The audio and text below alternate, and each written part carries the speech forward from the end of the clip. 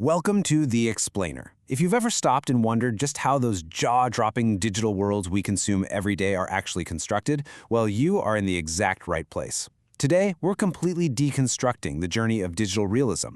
We're starting way down at the microscopic level of 3D textures, literally the mathematical nodes that create a tiny water droplet, and we're going to build all the way up to the cutting-edge world of fully automated, AI-generated cinematic storytelling. Think about it for a second. What actually separates a cheap, plastic-looking 3D render from a totally photorealistic, cinematic masterpiece? The kind that actually makes you believe it's real. It's definitely not magic. It's a highly calculated mix of micro-imperfections, precise camera optics, and, increasingly, meticulous AI prompt chaining. So we're going to break down exactly how artists achieve this incredible illusion. So here's our roadmap for today. First, we'll look at the illusion of realism. Second, textures and surface imperfections. Third, lighting and camera optics. Fourth, AI video and smart cuts. And finally, fifth, mastering AI character continuity. All right, let's jump right into section 1, the illusion of realism. What's absolutely fascinating here is this concept called PBR, or physically based rendering. If you've ever scratched your head wondering how a digital cube can look literally exactly like polished wood or, say, transparent glass, well, PBR is the foundational math making that happen. It's a rendering method that accurately simulates exactly how light interacts with physical materials out in the real world. Instead of just painting a flat color on something, we're actually giving the computer a very specific recipe for how a surface should behave the second light hits it. Moving right along to section 2, textures and surface imperfections. So the very first layer of this digital skin is what's called the albedo, or diffuse map. Just think of this as your basic color and pattern. Like if we're building a photorealistic 3D banana, the albedo map is what gives us that base yellow color. It includes all the visual data for things like enzymatic browning and those distinct little brown patches. But here's the catch. If you just stop at the color, your object is going to look completely flat. It's really just layer 1. Because the absolutely crucial point to remember is this. True realism lives in the imperfections. Nothing in the real world is perfectly smooth or completely clean, right? Imagine a chilled soda can. To break up that totally perfect fake computer-generated look, 3D artists use something called a roughness map to add really subtle surface imperfections. By literally mapping a fingerprint texture right onto the surface's roughness, you instantly create the illusion of a chilled, physically touched object. The digital light catches that smudge, and suddenly, boom, your brain completely believes it's real. Let's actually look at how incredibly granular this gets. Think about a highly procedural geometry node setup in Blender for creating condensation droplets on that exact same can. You don't just sit there and model every single drop by hand. No way. You use math. First, you distribute points on the faces using what's known as a Poisson disk method, just so they don't overlap in an unnatural way. Then you convert those points to volume, turn that volume back into a smooth mesh, and finally join it with your original geometry. But you want to know the real magic trick here? It's setting the material roughness down to 0 and dialing the index of refraction to exactly 1.33. Why? Because that highly specific number is exactly how light bends through real water. It turns simple math into entirely believable droplets. All right, zooming out a bit, let's hit section 3, lighting and camera optics.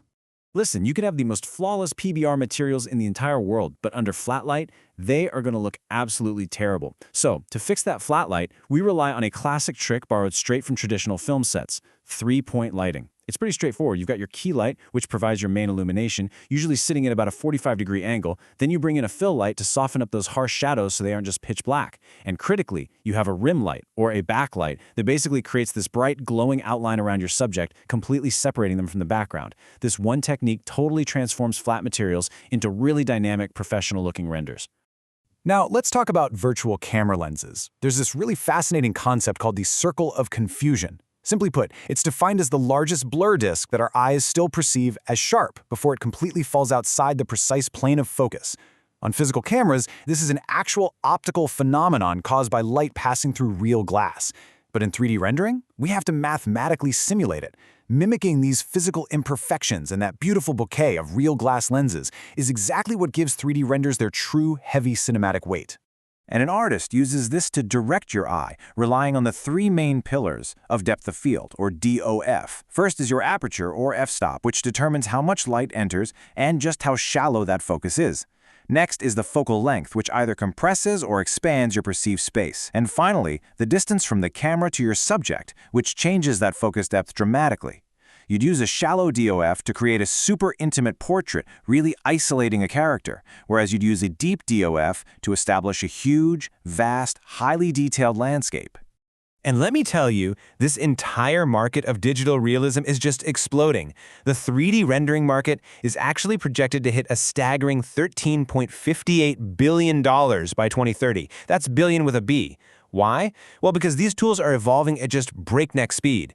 Complex optical computations that literally used to take massive server farms hours and hours to render are now being driven by emerging tech, things like AI monocular depth estimation, which can calculate focus instantly. And honestly, that leads us perfectly into our next era.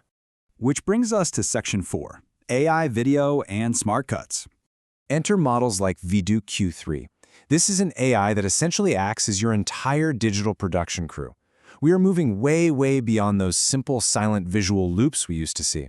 Nowadays, you can feed a text prompt into the system and get back a full multi-shot sequence with native synchronized audio. We're talking background music and sound effects that perfectly match the scene. You can even dictate smart camera motion, like sweeping FPV drone shots, literally just by using words. Just look at the incredible jump in technology between only 2 generations, Vidu Q2 versus the new Q3. We go from a maximum duration of 8 seconds all the way up to 16 seconds. We go from silent clips straight to native audio sync. But honestly, the real game changer here, moving from single static shots to what they call smart cuts. The AI now actually understands narrative pacing. It automatically generates professional scene transitions and multi-angle sequences all within that 16-second window, and it outputs the whole shebang in full 2K resolution. It completely changes the storytelling capabilities of AI. And that brings us to our final part, Section 5, Mastering AI Character Continuity. So with these longer scenes, how do you keep your characters from randomly changing shape? You absolutely need a character Bible. In traditional film, you have a whole continuity team making sure an actor's appearance doesn't shift between takes. Well, in AI, you have to build this digital continuity manual to anchor generative tools like Artless's VO3. You've got to document everything: exact facial features, precise hair color, specific clothing, even their posture and vocal tone. Because without this, your character's jawline might suddenly shift, or their jacket might completely change color between cuts, and that instantly pulls your viewer right out of the story. Now here is a highly practical pro tip straight from the field. It's called frame-to-frame chaining. If the platform you're using supports image to video, never ever rely on text alone for your second shot. Instead, grab the absolute last frame of your first finished AI clip and upload that exact image as the visual reference for your next prompt. This feedback loop basically acts as your own digital continuity team. It dramatically reduces visual drift, and trust me, it's going to save you an incredible amount of time and generation credits. And there's this quote from Eden Burrell over at Artlist that just sums up this required mindset beautifully. They said, "You're not managing actors and costumes so much as shaping words into images, and continuity comes down to how precisely you guide the prompts." I love that. To really master AI, you have to exercise extreme precision in how you describe your digital worlds. At the end of the day, the AI is really only as consistent as the data you're feeding it. So the big question now is this: how are you going to combine those traditional 3D optical foundations we just explored, like physically based rendering and real-world camera optics, with these incredible new AI generation tools in your next project? You've got the granular knowledge now, everything from Blender water droplets all the way to VDU Q3 prompt chains. The entire digital cinematic toolkit is quite literally right in your hands. Thanks so much for joining me on this explainer. Hey, keep creating.